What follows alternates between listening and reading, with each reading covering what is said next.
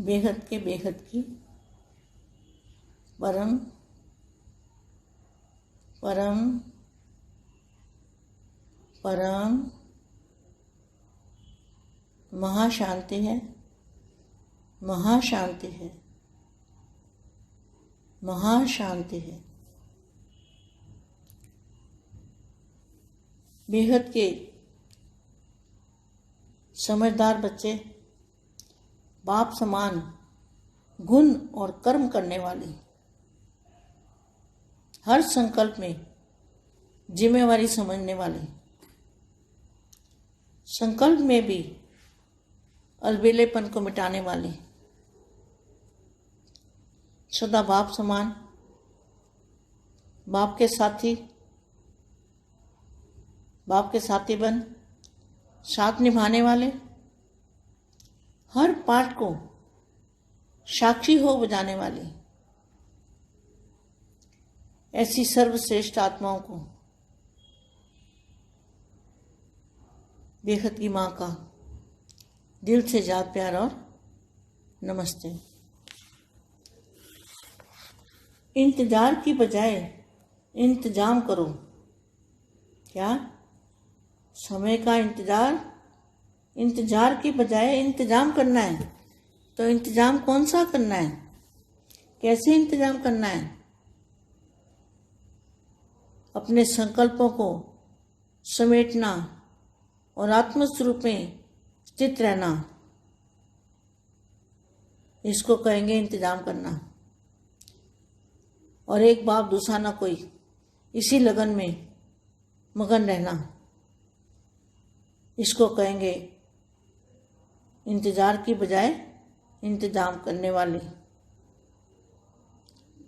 अपने सर्वश्रेष्ठ एवं कल्याणकारी संकल्प से अविनाशी और पावन सृष्टि का सृजन करने वाले,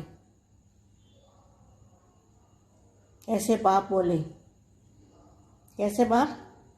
अपने सर्वश्रेष्ठ एवं कल्याणकारी संकल्प से अविनाशी पावन सृष्टि का सृजन करने वाले, निराकारी, आकारी और साकारी। निराकारी माना आत्मस्वरूप और आकारी और साकारी, इन तीनों स्टेजेस को समान बनाया है। कभी आकारी, कभी निराकारी, कभी आकारी, कभी साकारी। तो तीनों स्टेजेस को समान बनाया है। क्वेश्चन मार्क है। जितना साकारी रूप में स्थित होना सहज अनुभव करते हो, उतना ही आकारी स्वरूप अर्थात अपनी संपूर्ण स्टेज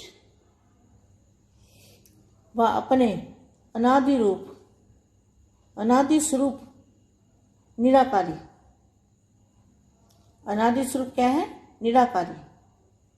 निराकारी स्टेज में स्थित होना सहज अनुभव होता है। क्वेश्चन मार्क है। बहुत गहरी बात है। निराकारी स्टेज में, अपने अनादि स्वरूप में निराकारी स्टेज में स्थित होना सहज अनुभव होता है। सभी को आत्मस्वरूप की अनुभूति होती है। बेहद के बच्चों को साकारी स्वरूप, अभी जो साकारी स्वरूप है वर्तमान में, साकारी स्वरूप आदि स्वरूप है। निराकारी अनादि स्वरूप है। जब आत्मा का जन्म हुआ था तो आत्मा निराकार थी ना, तो उसको क्या कहेंगे? निराकारी अनादि स्वरूप है और साकारी स्वरूप आदि स्वरूप है। तो आदि स्वरूप सहज लगता है या अनादि रूप में स्थित होना सहज लगता है? क्वेश्चन मार्क है। वह अविनाशी स्वरूप है जो हमारा अनादि स्वरूप है, वो अविनाशी स्वरूप है। और साकारी स्वरूप परिवर्तन होने वाला स्वरूप है। विनाश नहीं बोला यहाँ पे, परिवर्तन होने वाला स्वरूप है। कौन सा? साकारी स्वरूप परिवर्तन होने वाला स्वरूप है। तो सहज कौन सा लगता है? सहज कौन सा होना चाहिए? साकारी स्वरूप की स्मृति स्वतः ही रहती है या निराकारी स्वरूप की स्मृति स्वतः रहती है? देखो कितना अच्छा महावाक्य है।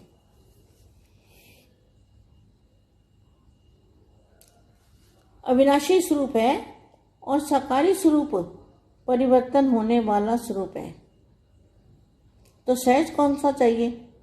साकारी स्वरूप की स्मृति स्वतः ही रहती है या निराकारी स्वरूप की स्मृति स्वतः रहती है या स्मृति लानी पड़ती है? तो निराकारी स्वरूप की तो स्मृति लानी पड़ती है ना, सहज तो नहीं रहती। तो सहज होनी चाहिए, क्या समझे? निराकारी स्वरूप की स्मृति स्वतः ही रहती है या स्मृति लानी पड़ती है? मैं जो हूँ, जैसा हूँ, उसको स्मृति में लाने की क्या आवश्यकता है? Question mark. अब तक भी स्मृति स्वरूप नहीं बने हो? क्वेश्चन मार्क है। देखो बाबा ने कितना डांटा है। अब तक भी स्मृति स्वरूप नहीं बने हो? क्वेश्चन मार्क है।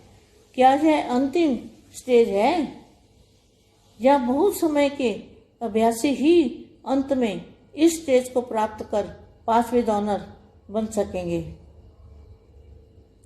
वर्तमान समय पुरुषार्थियों के मन में यह संकल्प उठना कि अंत में विजयी बनेंगे, वह अंत में निर्विघ्न और विघ्न विनाशक बनेंगे। यह संकल्प ही रॉयल रूप का अलबेलापन है, अर्थात रॉयल माया है। यह संपूर्ण बनने में विघ्न डालता है। यही अलबेलापन सफलता मूर्त और समान मूर्त बनने नहीं देता। अब इसमें क्या कहा है? जो ब्रह्मा कुमारी वाले हैं उनको बोला जी कि विनाश की घड़ियां गिनती करते रहते हो ना, सोचते रहते हो, विनाश की घड़ियां गिनती करते रहते हो ना, तो सोचते रहते हो कि क्या होगा, कैसे होगा, या क्या होगा कि नहीं होगा, ये भी डाउट है, होगा या नहीं होगा। यह सीधा स्वरूप नहीं है, यह है सीधा संशय का रूप। इसलिए सीधा शब्द नहीं बोलते हो, रैल शब्द बोलते हो कि क्या होगा और कैसे होगा। इस स्वरूप को सोचते रहते हो। जितना समय समीप आ रहा है,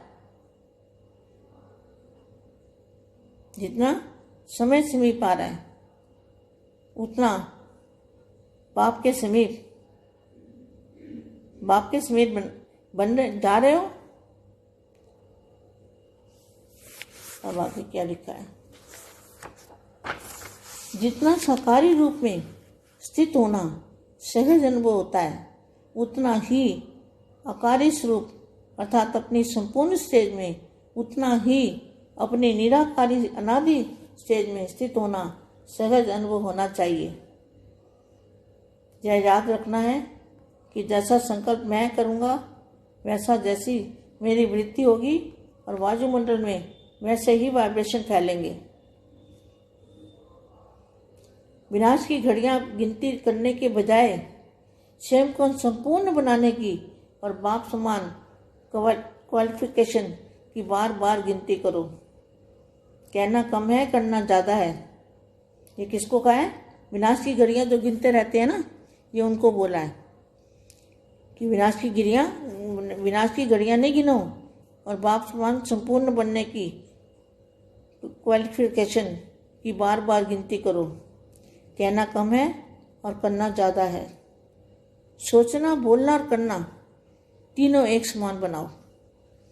बेहद की परम परम परम महाशांति है, महाशांति है, महाशांति है। పరం శాంతి బేహద్ పరివారంలకు ఆత్మిక సోదరి సోదరులకు మా చెప్పినటువంటి దివ్య సందేశం ఎదురు చూడకుండా మీరు ఎవరు రెడీగా ఉండండి. దేనికి? అంతిమ సమయం కోసం, పరివర్తన సమయం కోసం ఎదురు చూడకుండా మీరైతే తయారీగా ఉండండి అని మా సందేశం ఇస్తూ ఉన్నారు. ఇది హిందీలో ఇంతవరకు మీరు విన్నారు. దానికి తెలుగు అనువాదం. బేహద్కే బేహద్ పరం పరం పరం మహాశాంతి హై, మహాశాంతి హై, మహాశాంతి హై. బేహద్ సమజ్దార్ పిల్లలు అనగా చాలా తెలివిగల పిల్లలు, బాప్ సమానమైన గుణము మరియు కర్మ చేసేటువంటి పిల్లలు, ప్రతి ఒక్క సంకల్పంలోనూ బాధ్యత ఉంది అని భావించేటువంటి వాళ్ళు, సంకల్పంలో కూడా సోమరితనం అనేది లేకుండా చూసుకునేవాళ్ళు, సదా బాప్ సమానంగా బాప్కు సాథీగా అయ్యి తోడును నిభాయిస్తూ ప్రతి ఒక్క టైంలో ప్రతి సెకండు కూడా సాక్షిగా ఉంటూ పాత్ర ప్లే చేసేటువంటి శ్రేష్టమైనటువంటి ఆత్మలకి బేహద్ మా యొక్క హృదయపూర్వకమైన ప్రేస్మృతులు మరియు నమస్తే. మా చెప్తూ ఉన్నారు అందరికీ నమస్తే అని. ఎలాంటి పిల్లలకో చెప్పారు కదా, మీరందరూ అలాగే ఉన్నారా, ఉండాలి అని అనుకోండి, తయారు కండి. సమయం కోసం ఎదురు చూడకండి, మీరు చేసే ప్రయత్నం అనేది చేస్తూ ఉండండి. దేని గురించి ఎదురు చూడటము అంటే మీ సంకల్పాలను ఇముడ్చుకోవటంలో మీరు కర్మ చెయ్యండి. సంకల్పాలు ఇముడ్చుకోండి, ఆత్మస్వరూపంలో ఉండండి. దీన్నే మీరు రెడీ అవ్వటము అని అంటూ ఉంటారు. ఏక్ బాప్ దూసరా నా కోయి అనేటువంటి స్టేజ్ని పొందుతూ ఇదే దీక్షలో, ఇదే సంలగ్నతలో ఉండేటువంటి ఆత్మలను తయారయ్యేటువంటి ఆత్మలు అని అంటారు. ఇలాంటి వాళ్ళు ఇంక దేనికోసం సమయం ఎప్పుడు వస్తుందా, పరివర్తన ఎప్పుడు వస్తుందా, ఎప్పుడు వెళ్తామా అనేది ఎదురు చూడరు. మిమ్మల్ని మీరు సర్వశ్రేష్టమైన కళ్యాణకారి ఆత్మలుగా, సంకల్పం తోటి అవినాశిగా, పావన సృష్టికి సృజించేటువంటి ఆత్మలుగా భావిస్తూ ఉన్నారా? ఏ విధంగా బాపు చెప్పారో, ఎలా బాపు చేయమన్నారో అలాగా చేసే సర్వశ్రేష్టమైన కళ్యాణకారి ఆత్మలము. సంకల్పంతో అవినాశి పావన సృష్టి చేయుటకు నిరాకారి, ఆకారి మరియు సాకారిగా ఉండేటువంటి ఆత్మలుగా రెడీ అవుతూ ఉన్నారు. నిరాకారి అంటే ఆత్మస్వరూపంలో ఉండటం, ఆకారి మరియు సాకారి ఈ మూడు స్టేజెస్. ఆకారి అంటే ఫరిస్తా, అవ్యక్త ఫరిస్తా స్వరూపం. సాకారం అంటే పంచతత్వాల యొక్క రూపము, స్థితి. ఈ మూడు స్టేజెస్ను సమానంగా తయారు చేసుకోవాలి. అందుకనే బాప్ దాదా చెప్తూ ఉంటారు, ఇప్పుడిప్పుడే ఆకారి, ఇప్పుడిప్పుడే నిరాకారి, ఇప్పుడిప్పుడే సాకారిగా కండి అని. ఈ మూడు స్టేజెస్ సమానంగా అయినయ్యా. ఎంతెంత సాకార రూపంలో ఉంటూ ఉంటారు స్మృతి స్థితి, అంతగా ఆకారి రూపం యొక్క స్వరూపము స్థితి ఉంటుందా? అదేవిధంగా నిరాకారి రూపం మీ ఆది అనాది స్వరూపం యొక్క స్మృతి కూడా ఉంటుందా? అది చూసుకుంటూ ఉండండి. అనాది స్వరూపం ఏంటి? నిరాకారి స్వరూపం. నిరాకారి స్టేజ్లో స్థిరంగా అవ్వటము అంటేనే ఆత్మస్వరూపంలో ఉండటం. ఇది సహజంగా అనుభవం అవుతుందా అని అడుగుతూ ఉన్నారు. ఇది చాలా గుహ్యమైనటువంటి లోతైన విషయం. నిరాకారి స్టేజ్ అంటే తమ యొక్క అనాది స్వరూపంలో నిరాకారి స్టేజ్లో ఉండటం. ఇది ఎంత తేలిగ్గా అనుభవం అవ్వాలి అంటే దేహం యొక్క స్మృతి ఎంత ఉంటుందో అంతకంటే అనేక రెట్ల స్మృతి ఉండాలి. దీన్నే ఆత్మస్వరూపం యొక్క అనుభూతి అని అంటూ ఉంటారు. సాకార స్వరూపము అంటే మరి ఈ భూమి మీద ఉన్నటువంటి స్థితి. వర్తమాన సమయంలో సాకార రూపం యొక్క స్మృతి అందరికీ ఉంటుంది. నిరాకారి అనాది స్వరూపం ఆత్మ యొక్క రచన జరిగినప్పుడు ఉన్నటువంటి స్వరూపం. ఆత్మ నిరాకారినే కదా. దీన్ని ఏమంటారు? అనాది ఆత్మ యొక్క నిరాకారి స్వరూపము అని. సాకార స్వరూపము అంటే ఆది స్వరూపం. ఆది అంటే ఇప్పుడు సంగమయుగంలో మీరు తెలుసుకున్నది సాకార శరీరం కాదు, నేను సాకారం కాదు, ఆకారి నిరాకారి. ఈ యొక్క సాకారీ రూపము పరివర్తన అవుతుంది. ఆది స్వరూపము అనాది స్వరూపంలోకి వెంటనే చేంజ్ అవ్వటము. అనాది స్వరూపం స్థితిలో ఉండటం తేలిక అనిపిస్తుందా మీకు అని అడుగుతున్నారు మా. ఈ యొక్క అవినాశి స్వరూపము ఏదైతే మన యొక్క ఆత్మస్వరూపం ఉన్నదో, సాకార స్వరూపం పరివర్తన అయ్యేటువంటి రూపం. అవినాశి స్వరూపము ఎప్పుడు అదే విధంగా అవినాశిగా అనాదిగా ఉంటుంది. మరి ఈ సాకార స్వరూపము పరివర్తనాత్మకమైన స్వరూపము. ఇది వినాశనం కాదు, అందుకనే వినాశనము అల్లా. ఇక్కడ ఏం చెప్తున్నారు? పరివర్తనాత్మకమైన స్వరూపము సాకార స్వరూపము అని. అంటే సాకారీ స్వరూపం పరివర్తన అయ్యి నిరాకారీ రూపంగాను ఆకారీ రూపంగాను మారిపోతుంది. మరి ఇది కూడా మీకు అంత తేలిగ్గా అనిపిస్తుందా? ఎందుకు తేలిగ్గా ఉండాలి అంటే, ఇది మీకు ఇప్పుడు జ్ఞానము సాకారం నుండి ఆకారి, ఆకారి నుండి నిరాకారి అయ్యేటువంటి జ్ఞానం మీకు లభించింది. కాబట్టి నిరాకారి స్వరూపం యొక్క స్మృతి కూడా స్వతహానే ఉండాలి. ఇప్పుడు దేహం యొక్క స్మృతి నిద్రపోతున్నా మర్చిపోరు కదా, అదేవిధంగా సదా స్మృతిలో ఉండాల్సింది కూడా నిరాకారి స్వరూపం. చూడండి, ఇది ఎంత మంచి మహావాక్యం చెప్తూ ఉన్నారు. అందుకనే అవినాశి స్వరూపము మరియు సాకారి స్వరూపము. సాకార స్వరూపం పరివర్తనమైనటువంటి స్వరూపం, పరివర్తన అయ్యే స్వరూపం.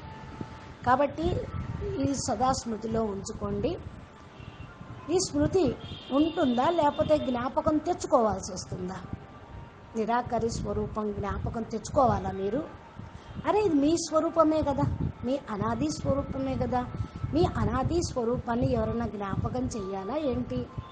ఇది సహజంగానే మీకు జ్ఞాపకం ఉండాలి. నిరాకారి స్వరూపం ఎంతెంతగా సహజంగా స్వతహానే స్మృతిలో వస్తూ ఉంటుందో అది అవినాశిగా స్థితిని పొందుతూ ఉంటుంది. నేనెవరు, ఎలా ఉన్నాను, ఎక్కడి నుంచి వచ్చాను అని ఎవ్వరూ మీకు జ్ఞాపకం చేయించాల్సిన అవసరం లేదు. ఎంతవరకైతే మీరు ఈ యొక్క స్మృతి స్వరూపంగా అయిపోతూ ఉంటారో అప్పుడు నష్టమోహులుగా అవుతారు. బాపు ఇదే అడుగుతున్నారు కోప్పడుతూ, స్మృతిగా అయ్యారా, జ్ఞాపకం వస్తుందా, జ్ఞాపకం చేయించాలా అని. ఇంతవరకు స్మృతి స్వరూపంగా కాలేదా ఏమిటి అని కూడా అడుగుతున్నారు. ఇది అంతిమ స్టేజ్, అంతిమ సమయం. కాబట్టి ఈ స్టేజ్ని మీరు పొందండి. ఇది చిరకాలం యొక్క అభ్యాసంతో అంతిమంలో పొందేటువంటి స్టేజీ అని, దీన్ని పాస్ విత్ ఆనర్ స్టేజ్ అని కూడా అంటారు. వర్తమాన సమయం పురుషార్థి ఆత్మల యొక్క మనసు లోపల ఇదే సంకల్పం వస్తూ ఉంటుంది. అంతిమంలో కదా విజయులుగా అయ్యేది, అంతిమంలో కదా నిర్విఘ్నంగా విఘ్న వినాశకులుగా అయ్యేది అని ఆలోచన చేస్తూ ఉంటారు. ఈ యొక్క సంకల్పమే మిమ్మల్ని రాయల్ రూపంలో సోమరతనాన్ని తీసుకొస్తుంది. మాయ కూడా రాయల్ రూపంలోనే వస్తుంది. ఇది సంపూర్ణంగా తయారవ్వటంలో విఘ్నం వేస్తూ ఉంటుంది. కాబట్టి సోమరతనం వచ్చేస్తే సఫలతామూర్తులుగా సమాన మూర్తులుగా కానివ్వదు. మీరు సమానంగా కాలేరు. అందుకే ఇప్పుడు దీనిలో చెప్తూ ఉన్నాం. ఏదైతే మరి బ్రహ్మకుమారిస్లో చెప్పారో వినాశనపు గడియలు లెక్క పెట్టుకుంటూ ఉన్నారు, ఆలోచిస్తూ ఉన్నారు. వినాశనం వచ్చేస్తుంది, ఈ సంవత్సరం ఆ సంవత్సరం, అప్పుడు ఇప్పుడు అని చెప్తూ ఉంటారు. ఎలా అవుతుంది, ఏమవుతుంది, ఏ విధంగా అని మళ్ళీ డౌట్ ఉంది, వినాశనం కోసం ఎదురు చూస్తూ ఉంటారు. అయితే సీదా స్వరూపం వాళ్ళకు కూడా తెలియదు. ఇది సీదాగా ఒక సంశయ రూపం అని అనటానికి కూడా వీల్లేదు. ఇది ఒక శబ్దము మాట్లాడుతూ ఉన్నారు, కానీ రాయల్ శబ్దం ఏమంటున్నారు, ఏమవుతుంది, ఎలా అవుతుంది అనే స్వరూపంలో ఆలోచనలో పడ్డారు. పైకొన్న వినాశనం అంటున్నారు, డేట్ ఇస్తున్నారు, సమయం చెప్తున్నారు, కాలం సంవత్సరం చెప్తున్నారు. మళ్ళా లోపల ఏం సంశయం ఉంది, ఎలా అవుతుంది, ఎప్పుడు అవుతుంది, ఏమిటి అనే ఆలోచన. అయితే ఇప్పుడు బాపు చెప్తున్నారు, సమయం ఎంత సమీపంలోకి వస్తుంది అంటే మీరు అంతంతగా బాపుకు సమీపంలోకి వస్తూ ఉంటారు. సమయం సమీపించే కొద్దీ బాపు దగ్గరికి మీరు సమీపంలోకి వస్తారు అని చెప్తూ ఉన్నారు. ఎంతంతగా సాకార స్వరూపం యొక్క స్థితి ఉంటుందో, ఆ స్థితి ఎంత సహజంగా అనుభవం అవుతుందో అంతంతగా ఆకారి స్వరూపము అనగా తమ సంపూర్ణ స్టేజ్ కూడా అంతే స్మృతిలోకి అనుభవంలోకి రావాలి. నిరాకారి అనాది స్టేజ్ కూడా అంతే స్మృతిలోకి ఉండాలి, అనుభవంలోకి కావాలి. మరి సహజంగానే అనుభవం కావాలి, స్మృతి ఉండాలి. ఏ విధంగా సంకల్పం చేయటంతో ఆ స్మృతి, ఆ వృత్తి స్థితిని తీసుకురావాలి. ఇలాగా మీ యొక్క స్టేజ్ ఉంటే మీ వృత్తి ద్వారా వాయుమండలంలో కూడా వైబ్రేషన్స్ వ్యాపిస్తూ ఉంటాయి. వినాశపు గడియలు లెక్క పెట్టుకోవడానికి బదులుగా సంపూర్ణంగా స్వయం మిమ్మల్ని మీరు తయారు చేసుకొని బాప్ సమానం యొక్క అర్హతలను మాటికి లెక్క పెట్టుకుంటూ ఉండండి.